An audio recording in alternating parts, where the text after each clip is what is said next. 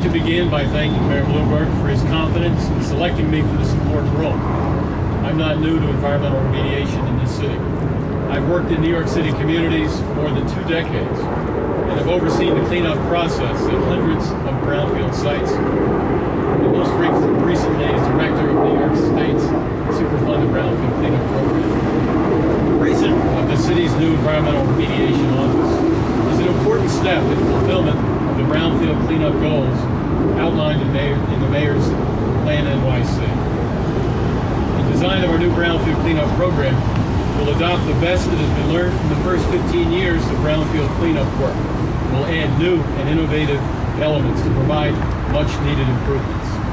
I intend to follow a very simple formula. First, we will use the rules and standards for cleanup that New York State has developed and will achieve identical cleanups.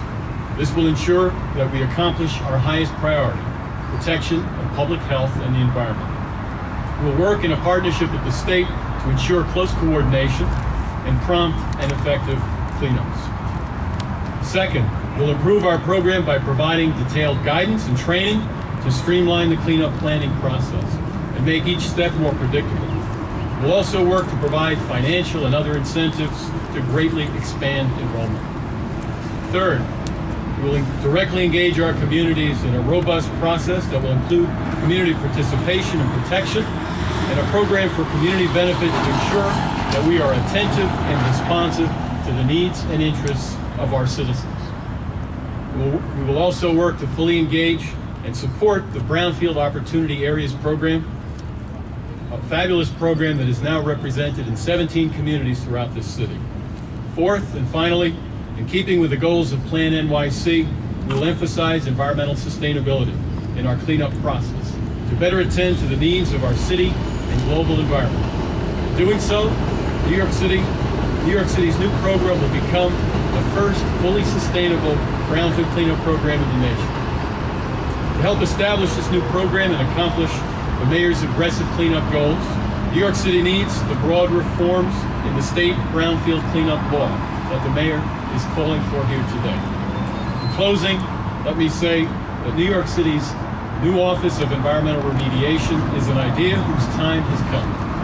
I'm honored to have been chosen to lead this office, and I'm eager to take the steps necessary to achieve Mayor Bloomberg's brownfield vision.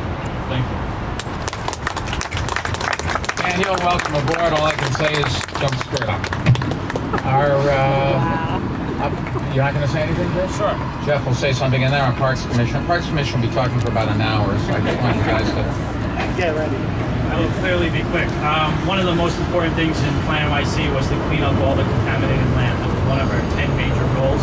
Just want to point out that we think that there are over 7,000 acres of brownfields in the entire city of New York, and less than 2,000 of them are currently in a state program. That leaves over 5,000 acres of brownfields throughout New York City that needs to be in a program to be cleaned up. I want to congratulate Dan Walsh, wish him the best of luck, because we need to get those 5,000 acres cleaned up. And the reforms that we laid out today, especially calling on Albany, will go a long way to doing that. Thanks. Great. Parks Commissioner, Adrian Benefit. Thank you. Well, thank you, Mayor. You're in Concrete Plant Park, which is part of an entire chain of renovations happening along the Bronx River, and it's part of a larger campaign to rebuild the parks of the Bronx. Thanks to the Mayor, also our friends at the City Council. $600 million is being invested in improving parts of the Bronx. And up and down this river, particularly south of the Bronx Zoo, we have many brownfields which are being converted into the park. Hudson Point Riverside Park has been done, as the Mayor mentioned. Loretto Point Park, just up the river. Starlight Park is another brownfield site. This site, just so you understand, was an old concrete plant that had subterranean petroleum tanks in it. We literally had to scoop out 6 feet of earth, contaminated earth, and replace it all from all the way over here to the river's edge. This will be a park where kids can go and use canoes and kayaks, and part of a restoration of the Bronx River, which is being done in concert with the Bronx River Alliance Community Group, and our Bronx River Alliance Director, Linda Cox, is here. Our Bronx River Commissioner, Hector Ponte, brought the neighbors here.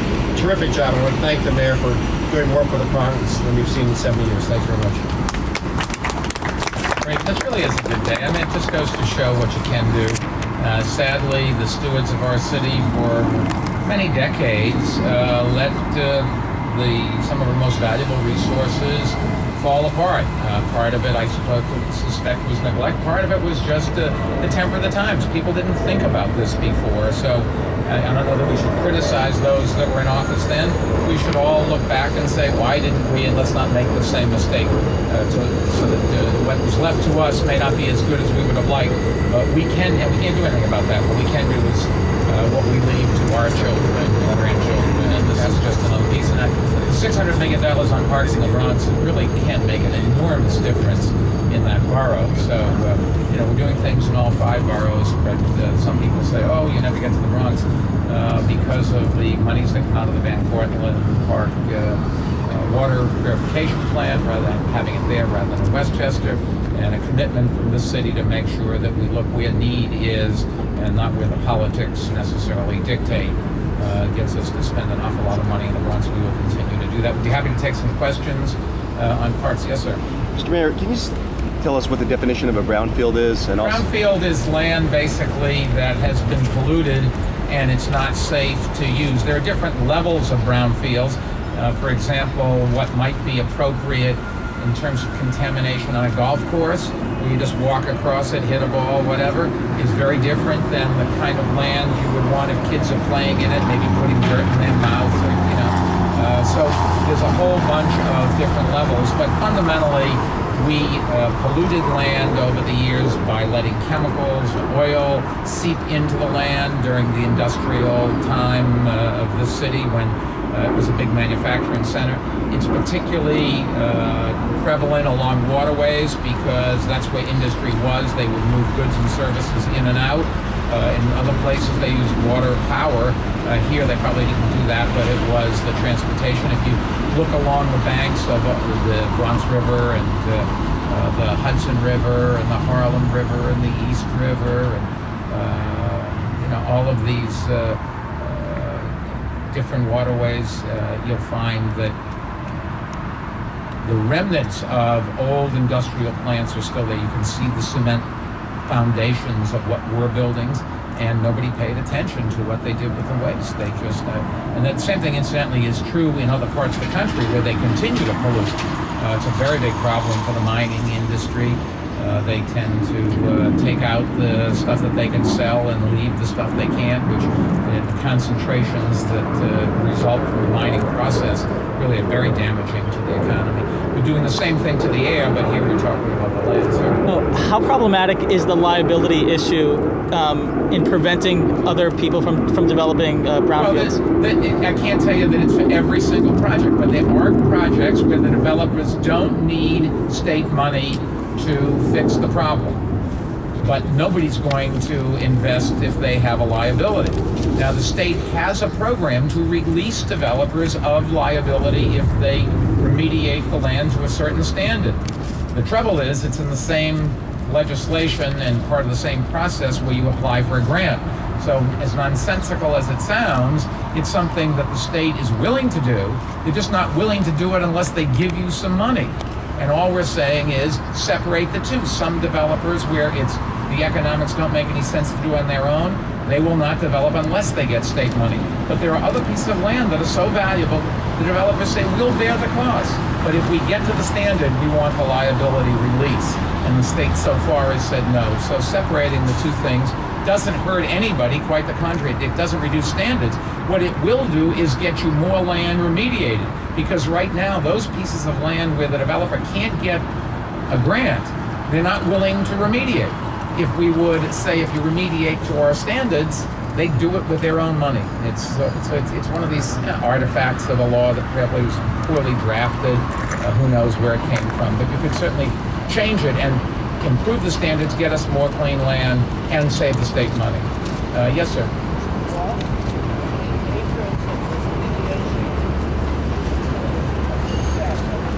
How many acres of remediation would you consider a success in the next 570 days?